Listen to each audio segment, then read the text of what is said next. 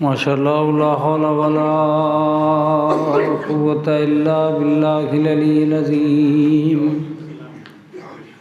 औज़ु बिल्लाहि मिनश शैतानिर रजीम। बिस्मिल्लाहिर रहमानिर रहीम। अल्हम्दुलिल्लाहि रब्बिल आलमीन वस्सलातु वस्सलाम अला अशरफिल अंबिया वल मुरसलीन बिल क़ासिम मुहम्मद वस्सलातु वस्सलामु अला अहले बैतिहि तय्यबीन अत्ताहिरीन मासूमीन मज़लूमीन मुंतजबीन मुंतखबीन। अम्मा बअदु फ़क़द क़ाल अल्लाहु तआला व तबारक फ़ी किताबिहिल मुहकम व ख़िताबिहिल मुत्क़न व क़ौलुहु अहसन। बिस्मिल्लाहिर रहमानिर रहीम। इन्ना ख़लक़नाकुम मिन ज़करिन व उन्सा वजअलनाकुम शुअबन व क़बाइल लिताअरफ़ू इन्ना अक्रमकुम इंदल्लाहि अत्क़ाकुम। सलावत भेजिए।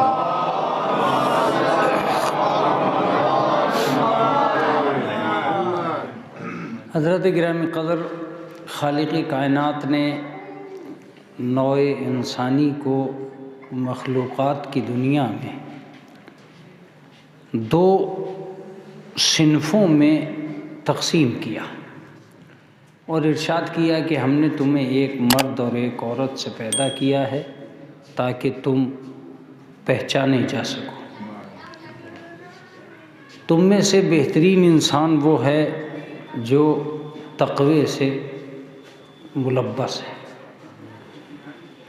कुरान मुक़द्दस का इस आये करीमा के ज़रिए से इंसान को इस बात का एहसास दिलाना था कि इस दुनिया में कश्ती हयात सिर्फ़ दो ही ज़रियों से चल रही है, दो ही वसीलों से चल रही है। एक को सिन्फ़ की दुनिया में मर्द कहा जाता है और दूसरे को सिन्फ़ की दुनिया में औरत कहा जाता है। ज़ाहिर सी बात है, इसके अलावा मैं समझता हूँ कि अगर इस पर गौर व फ़िक्र कर लिया जाए तो वो सारे मसाइल हल होते हुए दिखाई देते हैं जिसके दरमियान में ये इंसान बहस व मुबाहिसा करता है। अगर अल्लाह को मर्दों को बहुत बुलंद व बाला अफजल व आला समझाना मकसूद होता तो मर्दों का ज़िक्र अलग करता, औरतों का ज़िक्र अलग करता। लेकिन परवरदिगार ने एक ही आयत में दोनों का ज़िक्र करके बताया, ना अपने आप में मर्द होना फजीलत की बात है, ना औरत होना तौहीन का सबब है। ये दोनों हिस्से ज़िंदगी के हैं। वो मर्द बनकर बाफजीलत है, ये औरत होकर बाफजीलत है। ये और बात है कि समाज के चार मर्द बैठकर ये फ़ैसला ले लें कि मर्द ही अच्छे होते हैं, तो जिस दिन चार औरतें बैठ गईं वो ये फ़ैसला ले लेंगी कि औरत ही अच्छी होती है। इसका मतलब ये कि न मर्द होने में न औरत होने में ये इल्ज़ाम समाज के तो हो सकते हैं कि मर्दों के हिस्से में फजीलतें हैं, औरतों के हिस्से में फजीहतें हैं। ये इल्ज़ाम किसी ऐसे समाज के हो सकते हैं जिसके फ़ैसले मर्द ले रहे हों।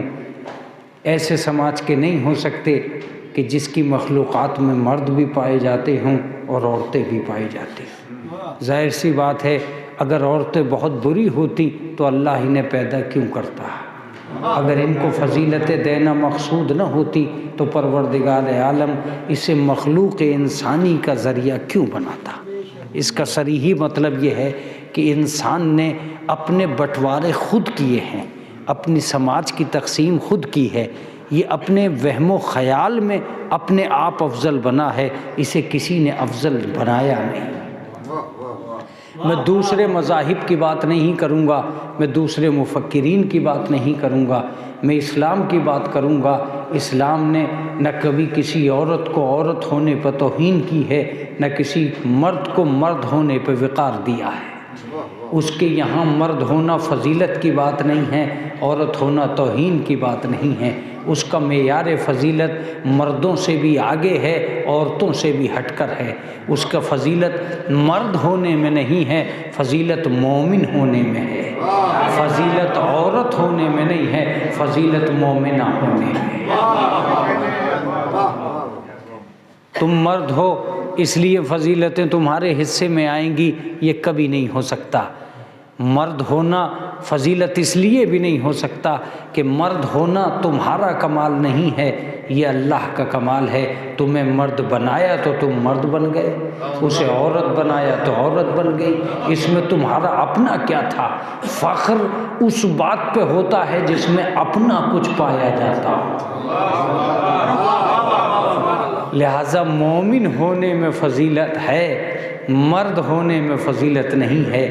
तुम मर्द कहाँ तक हो ये नहीं देखा जाएगा, मोमिन कहाँ तक हो।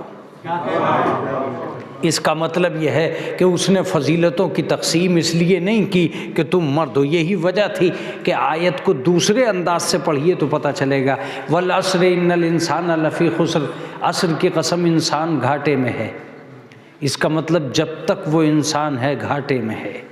इल्लल्लज़ीना आमनू, जब वो साहिब ईमान हो गया, फ़ायदा शुरू हो गया। व अमिलुस्सालिहात, जिस दिन मोमिन होकर उसने अमल सालेह कर दिया, फ़ायदा हो गया। तो इंसान चाहे कितना ही बड़ा क्यों ना हो, नुकसान ही नुकसान है। साहिब ईमान चाहे कितना ही छोटा क्यों ना हो, फ़ायदा ही फ़ायदा। एक सलावत पढ़ दे मोहम्मद।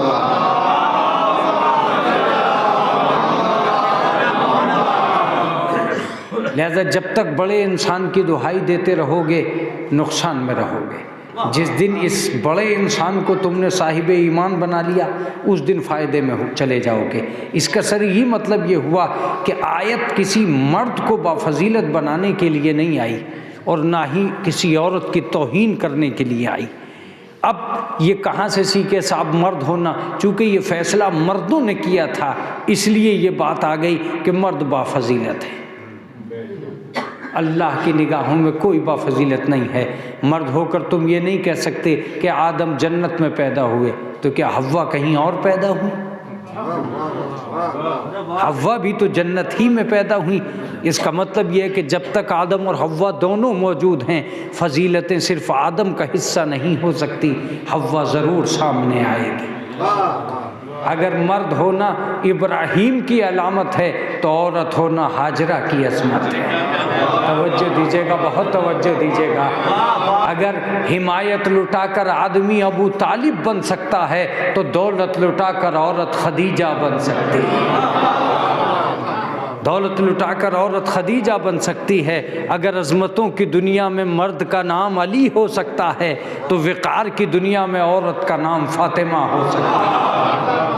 तो इसका मतलब ये है कि कभी भी ऐसा नहीं रहा कि फजीलतें सिर्फ मर्द के लिए वक्फ़ हो गई हों या सिर्फ औरतों के लिए वक्फ़ हो गई हों। ये कमाल की बात है। अगर इंसान इबादत करके आबिद हो सकता है, वो इबादत करके आबिदा बन सकती है।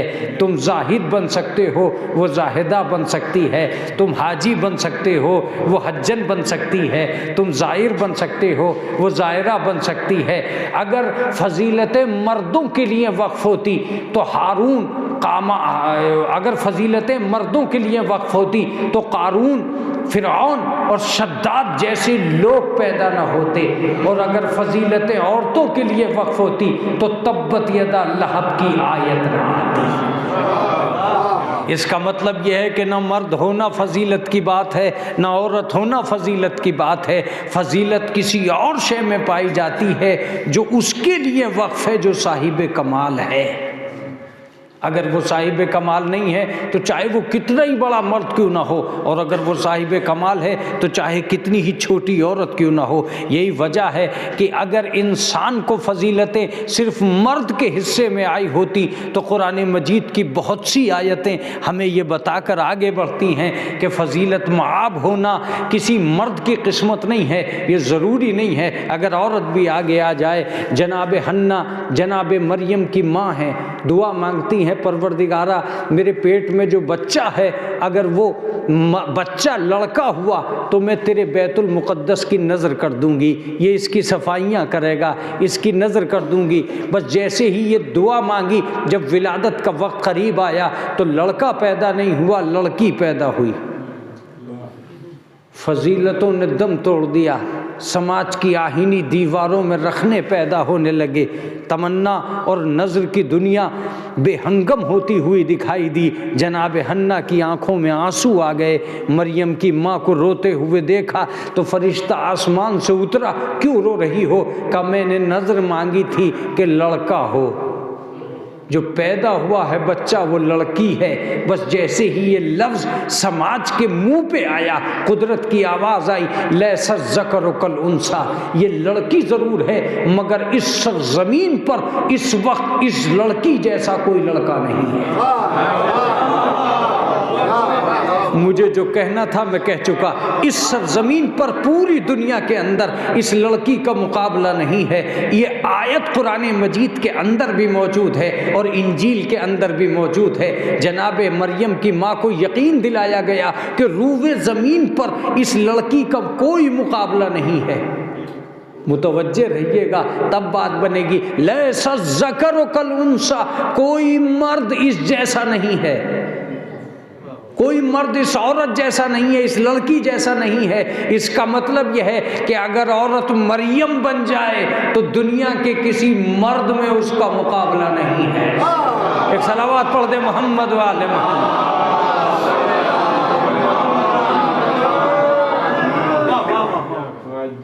अगर दुनिया में औरत मरियम बन जाए तो अपने वक्तों में उसका मुकाबला किसी मर्द में पाया नहीं जाता। यही वजह थी कि कायनात में जनाब मरियम ने शादी नहीं की, इसलिए कि कोई मर्द उनके बराबर का नहीं था। बात तो तमाम हो गई, बात तो तमाम हो गई। ये तो एहसान मानिए परवरदिगार का कि फातिमा के दौर में अली को पैदा कर दिया। एक सलावत पढ़ दे मोहम्मद वाले मोहम्मद।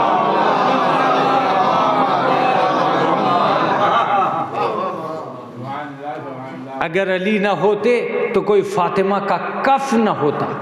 कफ का मतलब मुकाबिल ना होता, कोई नज़ीर ना होती, कोई मसील ना होता। इसका मतलब यह है कि अली अलैहिस्सलाम को पैदा किया गया ताकि मसीले फातिमा दुनिया में आ जाए। बस अगर मरियम में और जनाब फातिमा में फ़र्क है तो इतना ही है कि मरियम जो कफ़वे मरियम के लिए तरसती रह गई, और जनाब फातिमा का कमाल ये था कि अल्लाह ने उसका जोड़ा भी पैदा किया ताकि दुनिया को पता चल जाए जो अपनी अज़मत में तन्हा रह जाए उसे मरियम कहते हैं, जो जवाब अज़मत पैदा कर दे उसे फातिमा कहते हैं। जिसका जवाब अज़मत पैदा हो।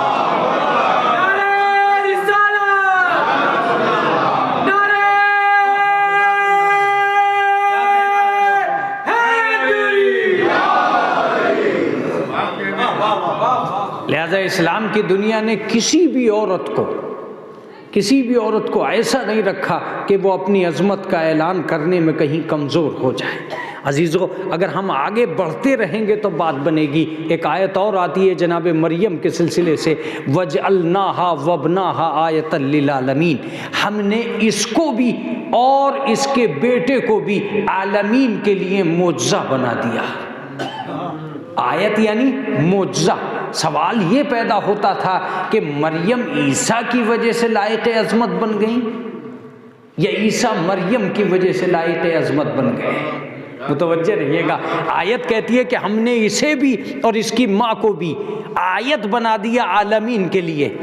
इसका मतलब ये कि ये आयत बनी है आलमीन के लिए, दो ही वजह हैं, या तो इसलिए कि एक मासूम जैसा बेटा है,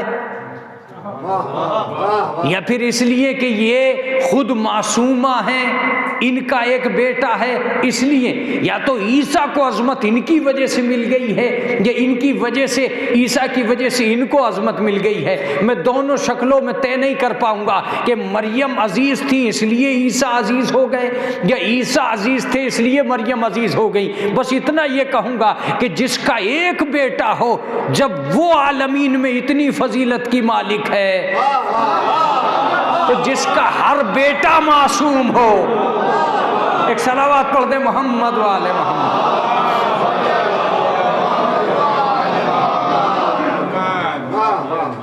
जब एक बेटे की माँ होकर मरियम इज्जतों की वारिस हो सकती हैं, तो जिसके दो बेटे मासूम हो।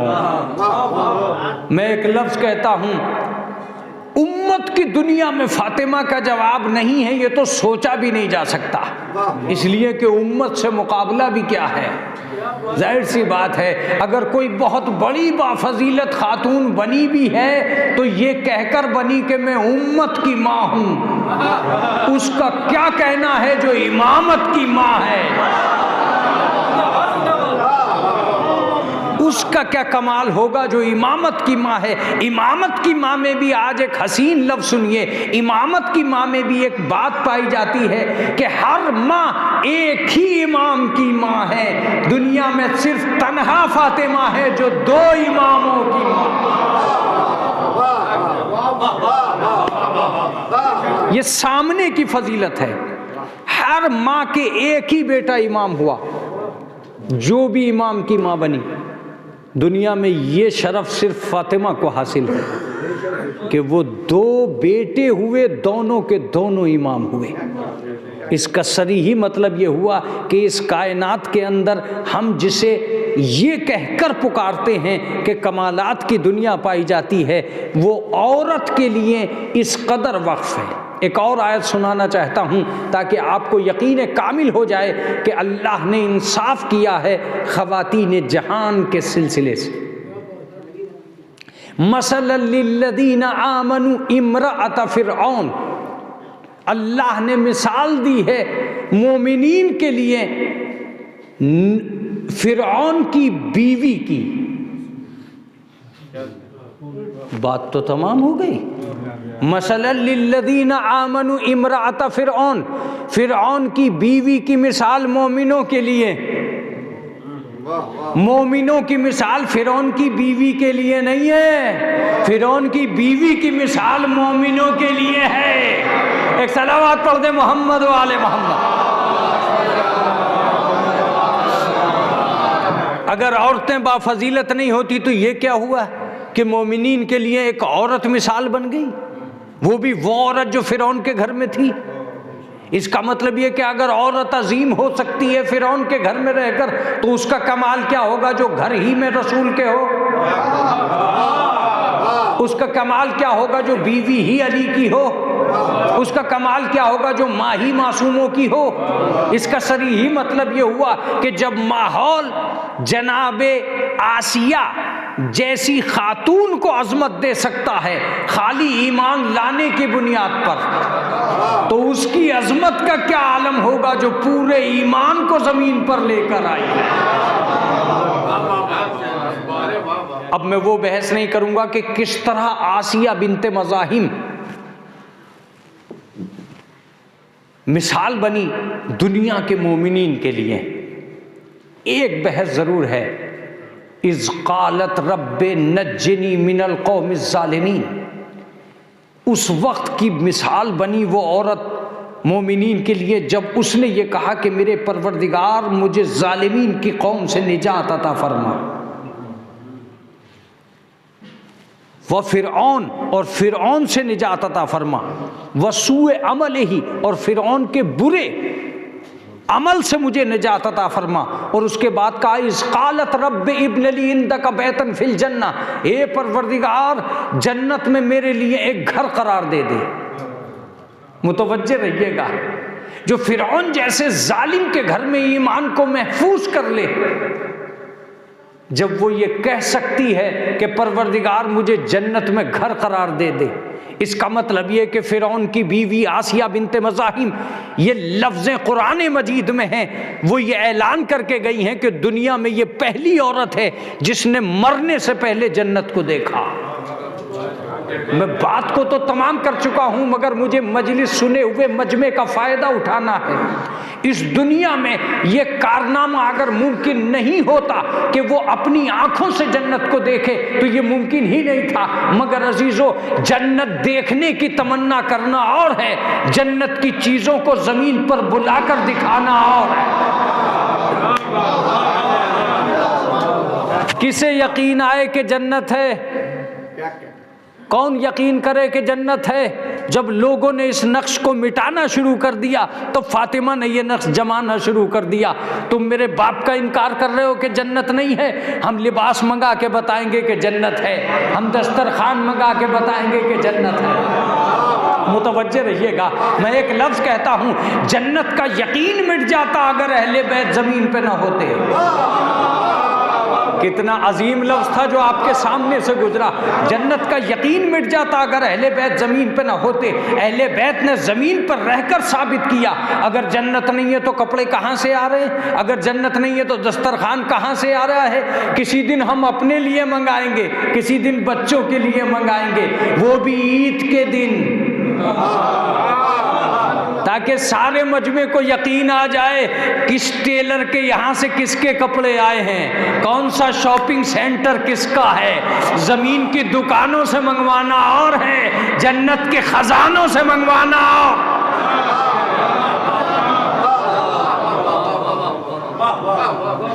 मैं बहस को इस तरफ मोड़ना नहीं चाहता था, मगर मुड़ गई है तो मैं ये ज़रूर साबित करूँगा कि जन्नत क्या है ये पता ही न चलता अगर रसूल के बाद अहले बैत रसूल ना आते। मुतवज्जे रहिएगा, आज की दुनिया में जन्नत के काम करने वालों से ज़रा पूछो तो सही, तुम कब से जन्नती बने? मई के महीने में रोज़े रखते ही तुमने कहा कि ईद के दिन जन्नती बन गए? कोई एक आदमी जो खड़े हो के ये कह दे कि मैं जन्नती बन गया? अगर वो कल से जन्नती बनाए तो मुझे बताए जन्नत की कोई चीज़ उसने अब तक इस्तेमाल की।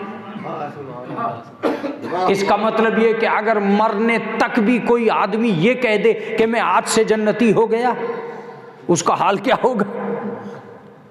अमल कहीं गारंटी बना ही नहीं है कि वो किसी भी आदमी से ये कहलवा ले कि वो जन्नती हो गया। तो जहां ये दुनिया ये बात जानती है कि बुढ़ापा आ जाने के बाद भी ये दावा नहीं कर सकते कि तुम जन्नती हो गए, वहां एक बात कंफर्म पाई जाती है कि तुम बूढ़े होकर भी नहीं कह सकते कि मैं आज से जन्नती हो गया। और फातिमा के बच्चों के लिए रसूल ने ये कहा, ये जवानाने जन्नत के सरदार हैं। आप तक लफ्ज़ पहुंचा है लेकिन कमज़ोर होकर पहुंचा है। मुतवज्जे रहिएगा, वो उम्मत के बूढ़े हैं जो कन्फर्म जन्नती नहीं बन पा रहे हैं। ये हसनैन के बच्चे, ये हसनैन जैसे बच्चे हैं, कन्फर्म है कि ये जन्नत के सरदार हैं, जवानाने जन्नत के सरदार हैं। हे रसूल अल्लाह, आदमी बूढ़ा हो के ये नहीं कह पा रहा है कि मैं जन्नती हो गया, और तुम बच्चों को कह रहे हो कि जन्नती है। का तुम्हें ये पता तो चला कि उम्मत में बूढ़े भी ऐसे नहीं है जैसे फातिमा के बच्चे। उम्मत के बूढ़े भी ऐसे नहीं हैं जैसे फातिमा के बच्चे। मैंने कहा ये मेरी समझ में नहीं आ रहा है कि आपने क्यों ऐलान किया कि दुनिया को पता चल जाना चाहिए कि जन्नत में जाने वाला और है, जन्नत से आने वाला।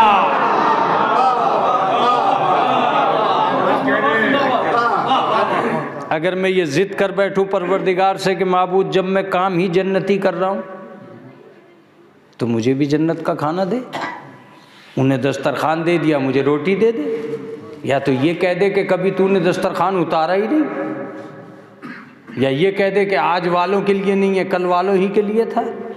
क़यामत तक कोई एक मस्जिद तो ऐसी हो जिसमें अल्लाह की तरफ से इफ्तार हो जाए, सब तो अब्दुल्ला ही की तरफ से। तो तेरी तरफ से किस दिन इफ्तार होगा? क्या हम जन्नती नहीं है? क्या जन्नती ज़रूर हो मगर तुम्हें नहीं मिलेगा। अगर हमें नहीं मिलेगा तो उन्हें क्यों दे दिया? उन्हें क्यों दस्तरखान के दस्तरखान लुटा दिए? आज भी आया और कल भी आया और परसों भी आया। ये क्या वजह थी कि उनके लिए बराबर आया, हमारे लिए कभी नहीं आया?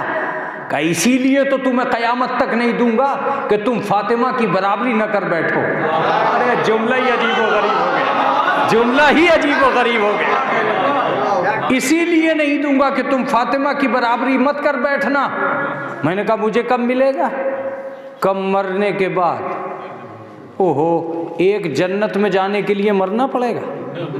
कि जैसे ही तुम मरोगे हम फरिश्ते से कहेंगे उबशरू बिहिल जन्नतिल लती कुंतुम बिहा तुअदून, अब इसे जन्नत की बशारत दे दो जिसका इनसे वादा किया गया था। माबूद 1 घंटा पहले दे देता तो कफन तबर्रुक बन जाता है। ये क्या हुआ कि मरना जरूरी था? का मरने से पहले ये गारंटी है ही, दी ही नहीं जा सकती कि तुम जन्नती हो गए। मैंने कहा वो क्यों? का जब तक तुम्हारे अंदर गुनाह करने के इम्कान हैं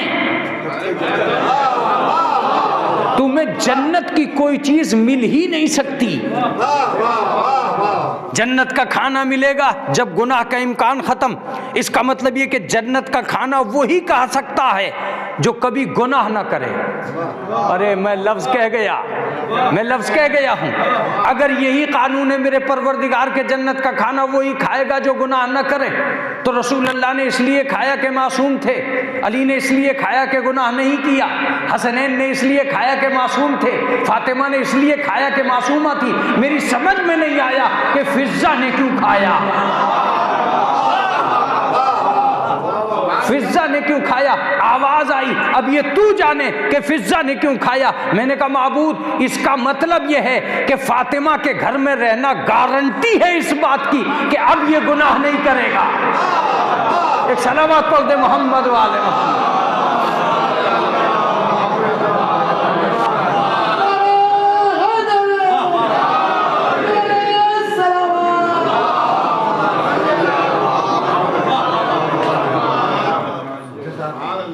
इसका मतलब यह है कि इस कायनात के अंदर, जो इस दुनिया में फजीलतों का राज होता है, अजीज़ों, मैं समझता हूं कि उन सारी बातों को रोकते हुए मैं इस तरफ जाता हूं। रसूल में और अहले बैत में एक ही फर्क था। रसूल बताने आए थे, अहले बैत दिखाने आए थे। क्या बात है, क्या बात है। रसूल बताने आए थे कि जन्नत है, अहले बैत दिखाने आए थे कि जन्नत है। आज कहिए परवरदिगार से कि मेरे माबूद, अगर जन्नत की रोटियां हम नहीं खा सकते, जन्नत के रूमाल हम नहीं पा सकते, जबकि तूने बड़े लुटाए, तो इतना तो हम कर ही सकते हैं कि गूगल पे जन्नत को तू सर्च कर दे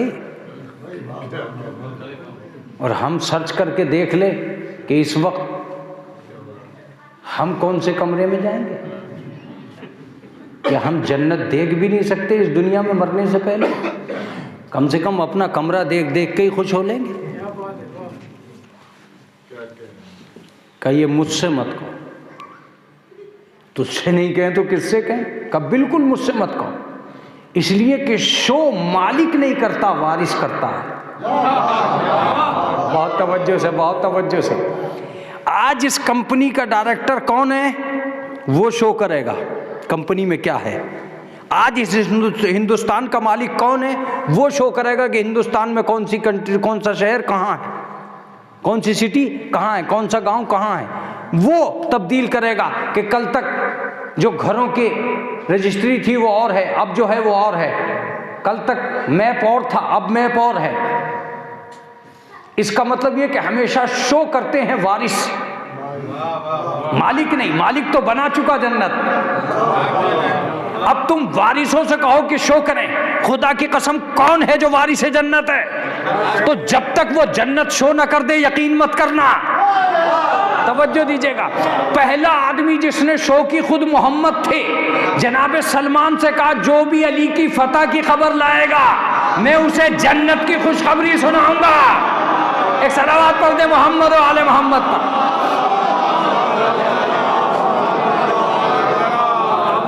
देखिए जाग के सुनिएगा, बहस बड़ी अजीब व गरीब आ गई है, जाग के सुनिएगा। वारिस ही शो करता है। मुझे नहीं पता कि आज तक किसी ने शो किया है या नहीं किया कि ये तुम्हारी जन्नत है, ये तुम्हारी जन्नत है, मगर दुनिया में एक इंसान ऐसा आया जिसने करबला में अपने किसी सहाबी को उस वक्त तक नहीं मरने दिया जब तक जन्नत में उसका मकाम न दिखला दिया। ए हबीब ये तुम्हारा मकाम है, ए जुहैर ये तुम्हारा मकाम है, ए हुर ये तुम्हारा मकाम है, ताकि दुनिया को पता चल जाए मालिक जन्नत कौन है, वारिस जन्नत कौन।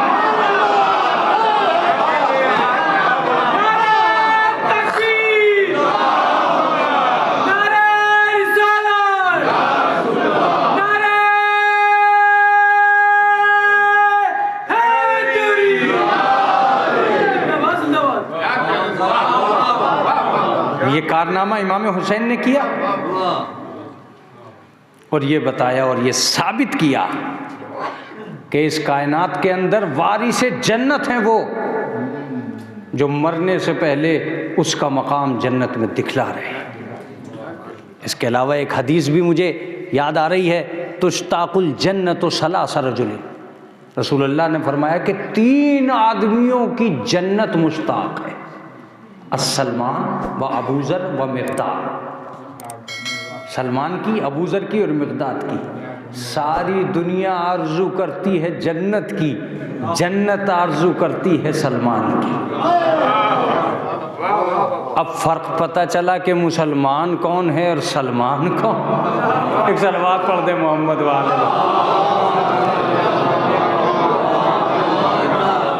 मैंने कहा माबूद में ये भी जिद नहीं करता कि तू मुझे जन्नत का खाना दे दे या जन्नत को गूगल पे डाल दे। अब एक काम कर, जन्नत की कोई चीज कहीं उतार दे ताकि मैं अपनी आंखों से देख लूं कि जन्नत ये है। क्या ये तुम्हारी तमन्ना पूरी की जाएगी? रसूल इस्लाम ने मिंबर पर बैठ के कहा, रोज़तुम मिन रियाजिल जन्ना, जन्नत के बागों में से एक बाग जमीन पर है। मैंने कहा चलो भाई रिलायंस के नारे लगाने वालों, अंबानी से प्लेन मांगो, उस जन्नत की जियारत करने चल रहे हैं। कहीं ना कहीं तो ये बाग जब जमीन पे है तो होगा, ये कहीं ना कहीं तो जब हदीस रसूल है तो कहीं ना कहीं तो होगा। हम चलने के बाद हमने दुनिया वालों से पूछा सबसे ऊंची जगह बताओ जो अल्लाह की नज़रों में ज़मीन के एतबार से सबसे ऊंची जगह हो। लोगों ने हमारा प्लेन काबे में जाकर उतार दिया, देखो ये काबा सबसे ऊंची जगह है। मैंने लोगों से पूछा क्या ये जन्नत है? उन्होंने कहा गलत, तुम गलत कह रहे हो, हम अरबी हैं, ये जन्नत नहीं। तो मैंने कहा भाई परवरदिगार ने कहा है, रसूल अल्लाह ने कहा है कि जन्नत के बागों में से एक बाग ज़मीन पे है, अगर है तो दिखलाओ कहाँ है। उन्होंने कहा तुम तलाश कर रहे हो जन्नतुल बकी की।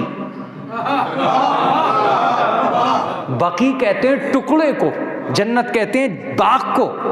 तुम ऐसे टुकड़े की बात कर रहे हो जो जन्नत है। तो मैंने कहा अगर जन्नत है तो यही टुकड़ा होना चाहिए जिसमें काबा है। का गलत जगह आ गए हो, वो जगह जन्नत नहीं है जहां काबा है, वो जगह जन्नत है जहां फातिमा है। अरे बात ही तमाम हो गई, बात ही तमाम हो गई।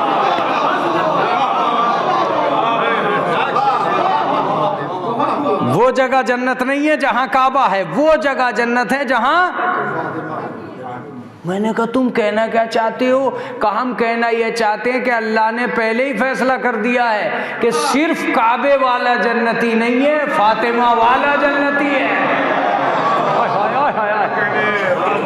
सिर्फ काबे वाला जन्नती नहीं हो सकता, फातिमा वाला जन्नती हो सकता।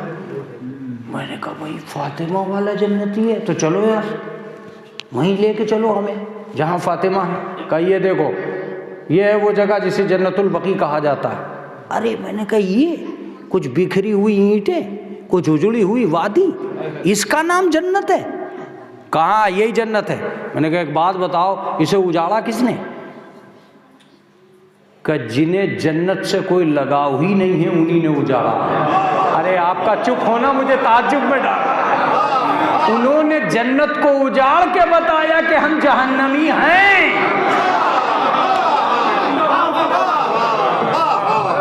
उन्होंने इस जन्नत को उजाड़ के बताया कि हम जहन्नुम। ये देखिए, अब लफ्ज़ को कमज़ोर नहीं पढ़ना चाहिए, चाहे सर्दी कितनी ही क्यों ना हो। अब लफ्ज़ को कमज़ोर नहीं पढ़ना चाहिए। अगर वो जन्नतुल बकी न गिराते तो पता ही न चलता कि सऊदी अरब के लोग कितने जहन्नमी हैं।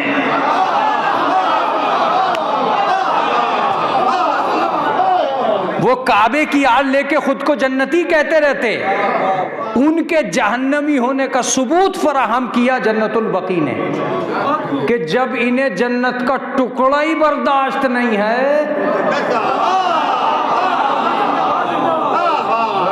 जब इन्हें यहीं की जन्नत पसंद नहीं है। जरा सोचिए, हम अली को चाहते हैं तो नजफ हिंद जोगीपुरा को भी चाहते हैं कि नहीं चाहते? हम दीन को चाहते हैं तो शहीद सालिस के आगरे को भी चाहते हैं। हम अगर मजहब को चाहते हैं तो चिश्ती के मज़ार को भी चाहते हैं। इसका मतलब ये कि जिससे जिस चीज़ की मोहब्बत होती है, अगर तुम्हें जन्नत से मोहब्बत थी तो जन्नतुल बकी से भी होती। मुतवज्जे रहिएगा। आज भी जो तबका एहतजाज करता है वो बताता है कि वो जन्नती है। अरे सलवात पढ़ दे मोहम्मद वाले मोहम्मद। बड़ी अजीब बात है। मैंने कहा भाई तुम तो हिंदुस्तान में रह रहे हो, तुम जन्नतुल बकी के लिए क्यों तड़प रहे हो?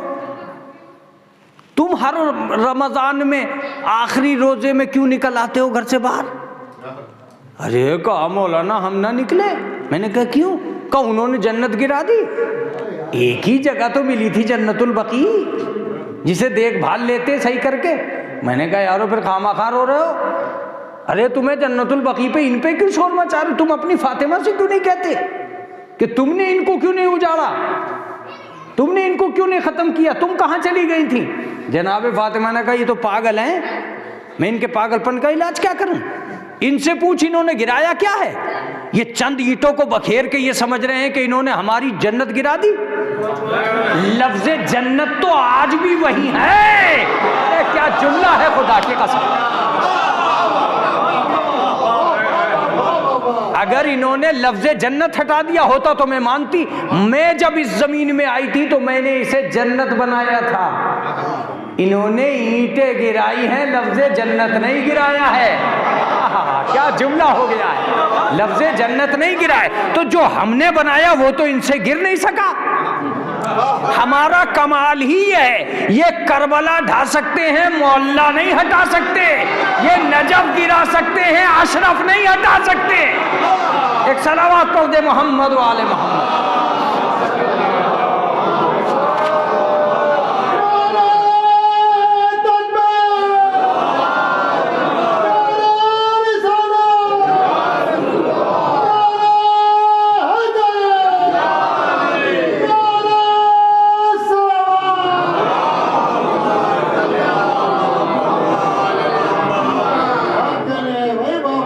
इसका मतलब यह है कि इस दुनिया के अंदर ये बात तय है कि फजीलतों की वो सरहद जहां कोई नहीं खड़ा हो सकता, जहां कोई नहीं खड़ा हो सकता। हिंदुस्तान का एक बहुत बड़ा आलिम एक दफ़ा अरब पहुंचा, इराक़ में नजफ़ के अंदर। उसने जाके ऐलान कर दिया कि मुसलमानों की माओ ने मुझसे बड़ा आलिम जना ही नहीं है। एक सलवात पढ़ दे मोहम्मद वाले।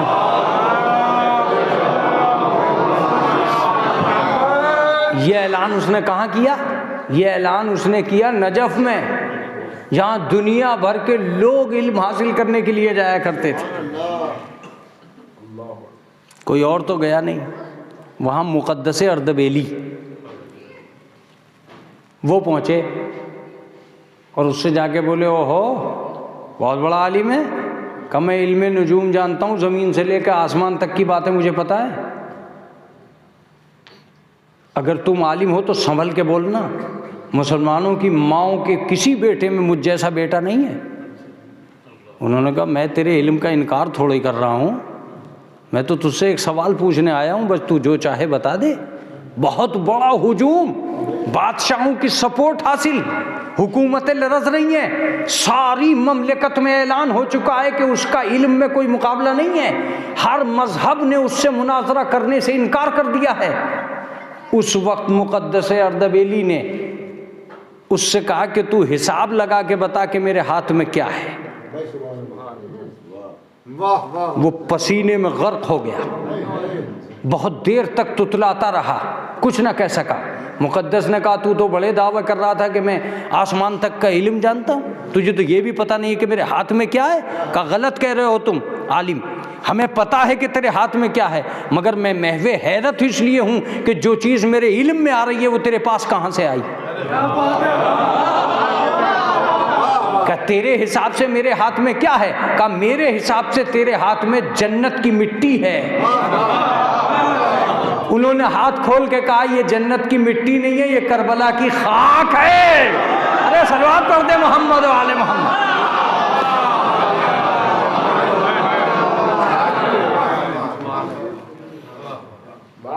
उसने कहा करबला की खाक को जन्नत से क्या वास्ता? कहा मेरा रसूल कह के गया था कि करबला की खाक जन्नत की खाक है। इसका मतलब ये कि तेरे हिसाब से मेरे रसूल की हदीस ठीक है।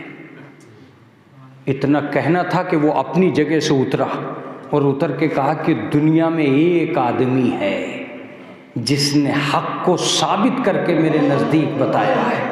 आलिम उसे नहीं कहते हैं जो झुठला दे, आलिम उसी को कहते हैं जो इल्म का ऐलान करके साबित करते हैं।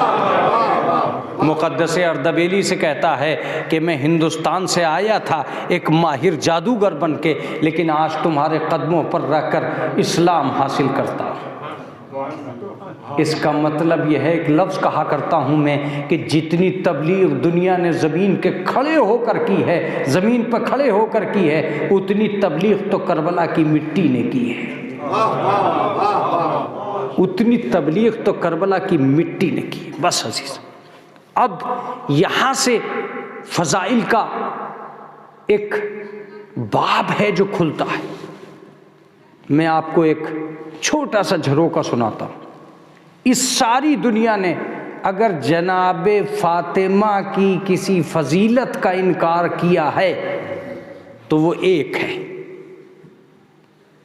कि फ़ातिमा यहूदी के घर में जन्नत का लिबास पहनकर नहीं गई।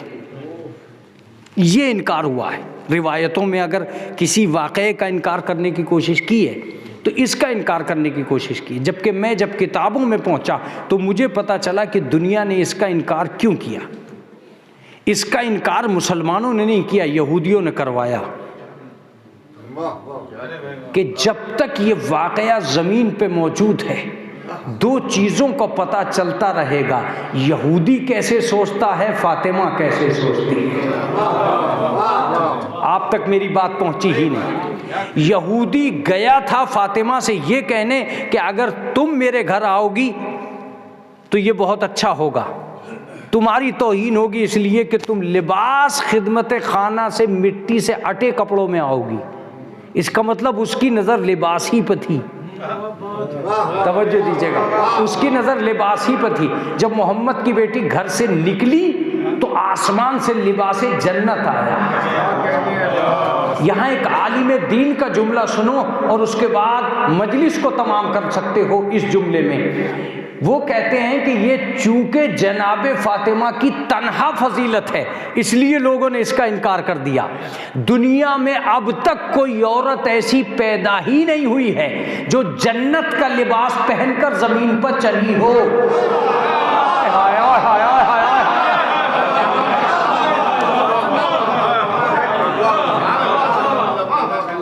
जन्नत का लिबास पहनकर ज़मीन पर चलने वाली पहली खातून जिसका नाम जनाबे फ़ातिमा है।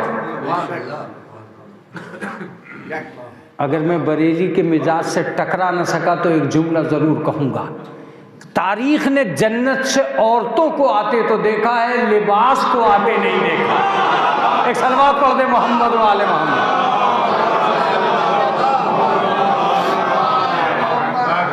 लिबास के आने का कोई वाक़या नहीं। सारी यहूदी औरतें अपने शॉपिंग सेंटर पे नाश कर रही थी। और एक एक का दामन पकड़ के पूछती थी, तुमने कितने दिरहम में ख़रीदा, कहाँ से ख़रीदा। औरतों को एक दूसरे की मार्केट जानने का बड़ा शौक़ होता है।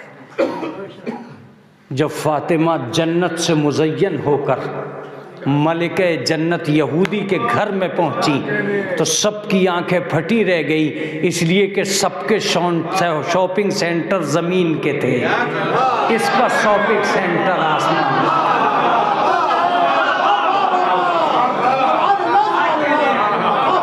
जाहिर सी बात है, यहाँ से लिबास खरीदना और है, वहाँ से लिबास मंगाना और है। मैं लफ्ज़ कहूँगा, दौलत के ज़रिए लिबास खरीदना और है, अज़मत के ज़रिए लिबास मंगवाना और।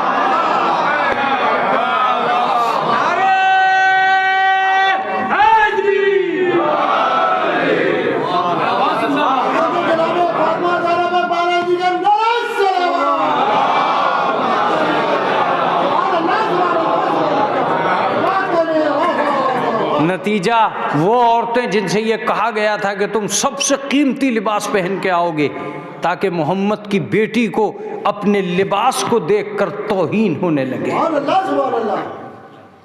जिस लिबास के ज़रिए से यहूदियत ने तौहीन का इंतज़ाम किया था, अल्लाह ने उसी लिबास के ज़रिए से ताज़ीम का इंतज़ाम कर दिया।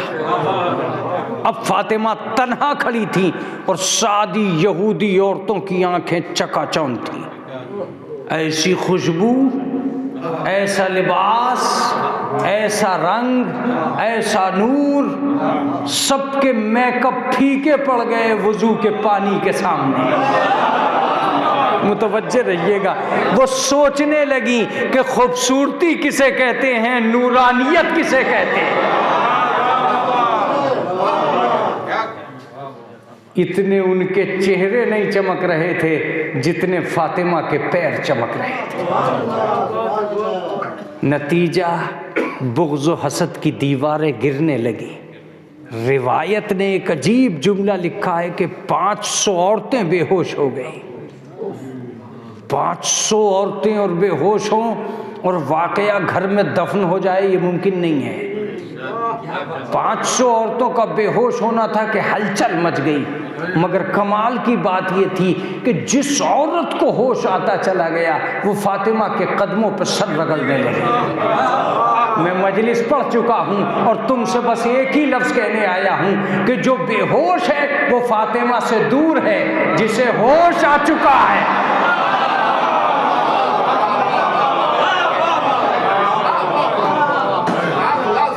जिसे होश आ चुका है वो फातिमा से करीब है। चुनाचे 500 की 500 औरतों को होश आया और 500 का एक ही लफ्ज़ था, फातिमा दुल्हन मर गई, इसे जिंदा करो। फातिमा दुल्हन मर गई, इसे जिंदा करो।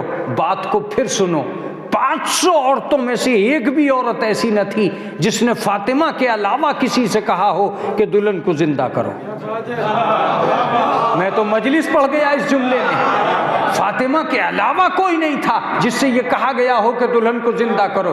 इसका मतलब यह है कि इतना यकीन तो यहूदियों को भी था कि मोहम्मद की बेटी चाहे तो मुर्दे जिंदा कर सकती है।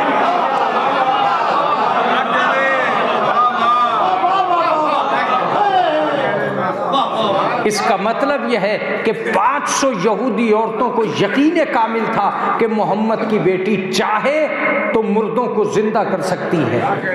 फातिमा ने कहा क्या चाहती हो? कहा दुल्हन को जिंदा करो। फातिमा ने आवाज़ दी मुसल्ला लाओ। अजीब बात है, यहूदी का मकान और मुसल्ला। तुम बेदार हो मगर तैयार नहीं हो।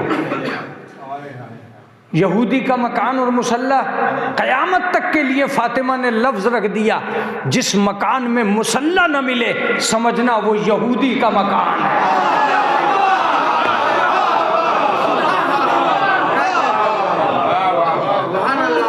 यहूदी के मकान में बीबी मुसल्ला क्यों मंगवाया? एक सवाल तो अकीदत भी फातिमा से ज़रूर करेगी, बीबी क्या बग़ैर मुसल्ले के दुल्हन को ज़िंदा नहीं कर सकती थी? क्या तू क्या मुझे मजबूर समझता है? मैं मजबूर नहीं हूं, अगर चाहूं तो उंगली उठा दूं, दुल्हन अपने कमरे में जिंदा हो जाएगी। मगर सुन, अगर मैंने उंगली उठा दी तो इस सिमत में जितने मुर्दे आएंगे सब जिंदा हो जाएंगे।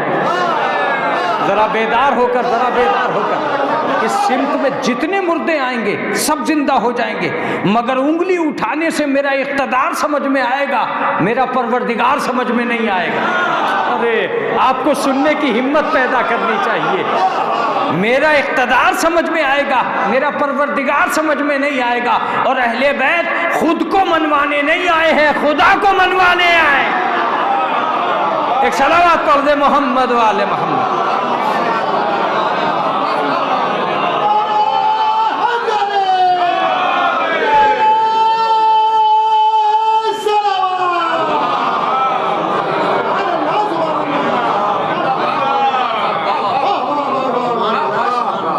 इसका मतलब यह है कि ख़वातीन जहाँ को फजीलतों का एक मुकम्मल सबक देने के लिए जनाब फ़ातिमा ने धरती पर कदम रखा।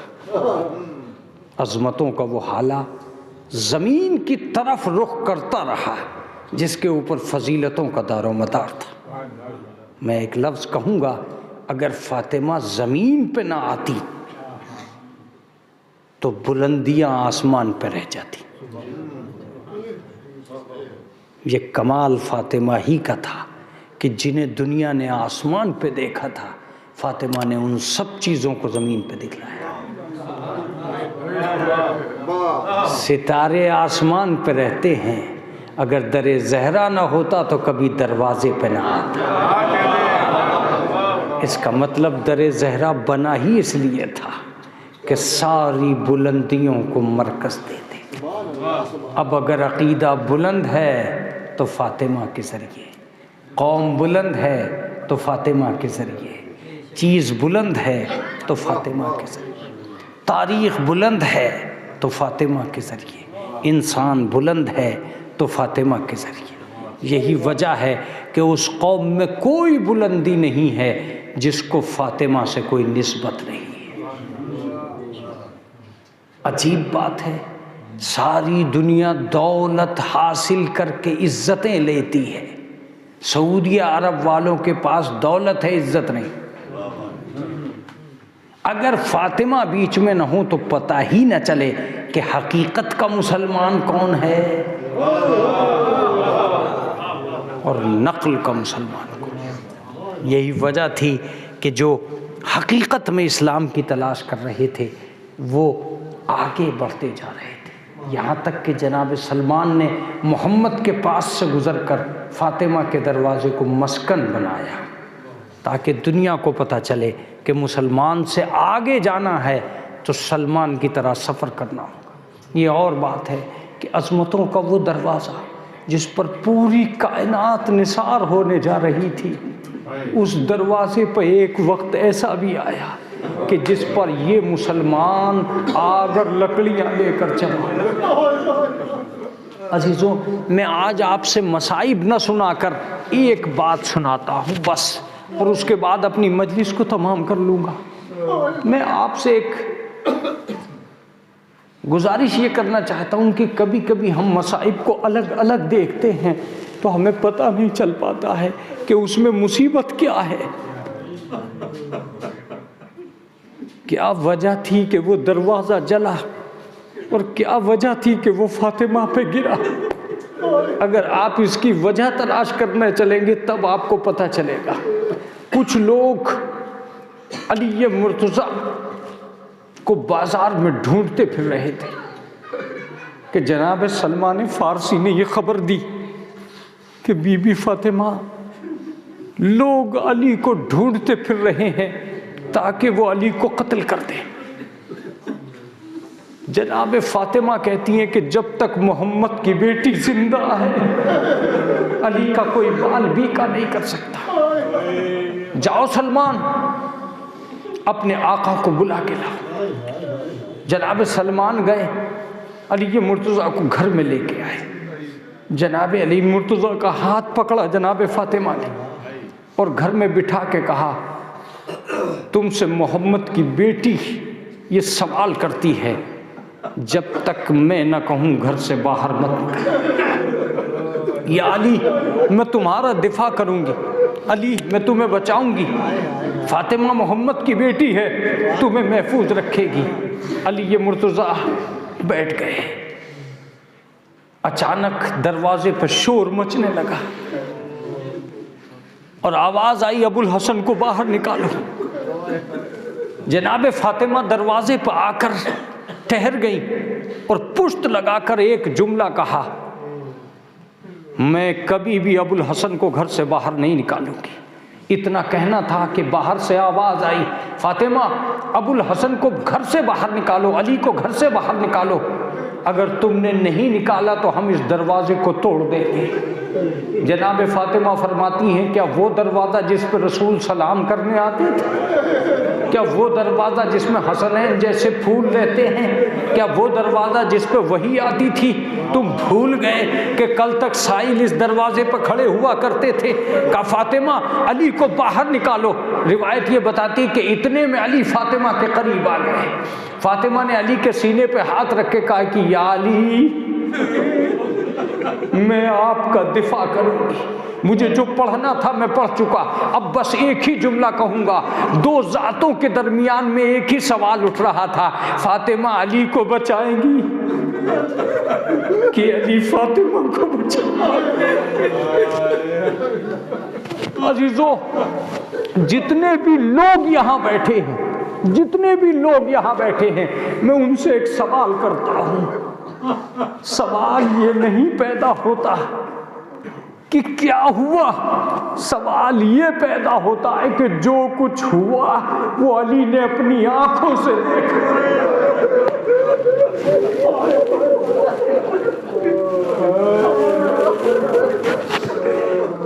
अली अपनी आंखों से देख रहे थे जो कुछ हुआ। अली मोहम्मद की बेटी तुमसे कहती है अपनी जगह ठहरे रहो। अचानक बाहर से आवाज आई, फातिमा हम इस दरवाजे को आग लगा देंगे। जनाब फातिमा कहती है कि ये वही का मरकज़ है, ये रसूल का घर है, ये रसूल की बेटी का घर है, तुम उस घर को आग लगा दोगे। अचानक लकड़ियों के जलने की आवाज़ आने लगी। फातिमा पीठ लगाकर दरवाजे से खड़ी हो गई। एक धमाका ऐसा हुआ कि जलता हुआ दरवाज़ा फातिमा पे गिर गया। फातिमा ने एक चीख मारी, ए फिज़ा।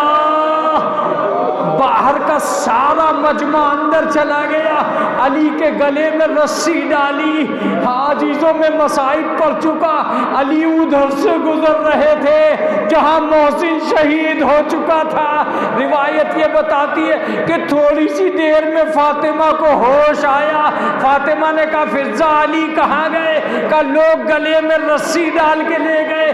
फातिमा खड़ी हुई और आवाज दी, सलमान अरे जाके लोगों से कह दे कि फातिमा सर के बाल खोल रही है। बस इतना कहना था कि मस्जिद नबवी की दीवारें बुलंद हो गई। बस सलमान से एक लफ्ज अली मुर्तज़ा ने कहा, या अली फातिमा।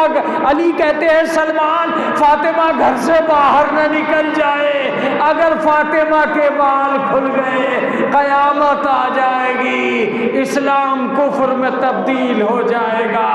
नया नया मुसलमान अजमत को समझने से कासिर है। मोहसिन शहीद हो गया, अली मस्जिद नबवी से वापस आ गया।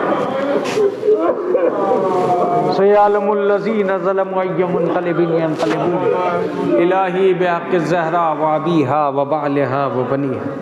परवरदिगार आलम जो हाजिर मजलिस हैं, इनके उक़्दा मुश्किल को हल कर। मेरे माबूद हमारी मुरादों को बरला ले। परवरदिगार जो बीमार हैं उनको शिफाए कामिल वाजिल है। परवरदिगार आलम ये तेरे प्यारे के अज़ादार हैं, कोई गम न देना सिवाय गम आले मोहम्मद। माबूद इस मजलिस का जो सवाब तूने मुअय्यन किया है उसको उन मरहूमीन के लिए जिनके लिए ये मजलिस बरपा है तस्कीन का सबब करार दे दे। इमाम ज़माना के ज़हूर में ताजील फरमाना। एक मरतबा सूरह हमद और 3 मरतबा सूरह इखलास पढ़कर सैयदा कनीज़ ज़हरा मरहूमा बिनत सैयद बशीर हुसैन, सैयद अली ज़ैदी मरहूम इब्न सैयद शजाअत अली मरहूम की